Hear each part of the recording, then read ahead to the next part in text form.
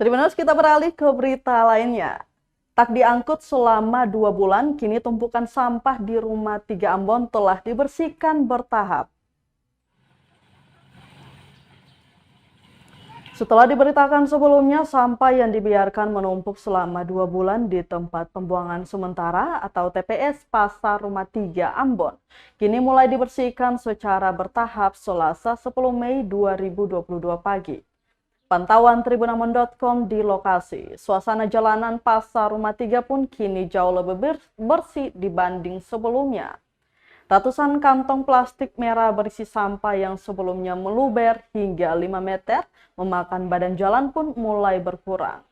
Terlihat pula tumpukan sampah yang tadinya memenuhi selokan di bawah bak pembuangan sampah kini telah diangkut petugas. Menurut salah satu warga, Firman, sejak diberitakan, kini petugas sudah 2 kali mengangkut tumpukan sampah tersebut secara bertahap. Ia menambahkan akibat sampah yang menumpuk itu, warga sekitar pun mulai sadar akan pentingnya menjaga lingkungan. Diketahui sebelumnya melalui media sosial Facebook, seorang warga di kawasan Rumah 3, Kota Ambon, keluhkan tumpukan sampah yang tak kunjung diangkut petugas kebersihan. Kepada tribunambon.com, akun Facebook dengan nama Firman Ams mengaku tumpukan sampah yang terletak di Pasar Rumah 3 tersebut dibiarkan menumpuk selama 2 bulan lamanya, Sabtu 7 Mei 2022 siang. Dalam foto tersebut, tampak tumpukan sampah yang meluber dari tempat pembuangan sementara.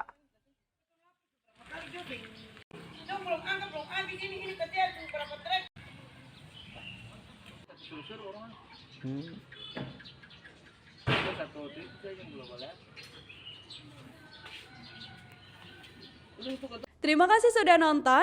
Jangan lupa like, subscribe, dan share ya.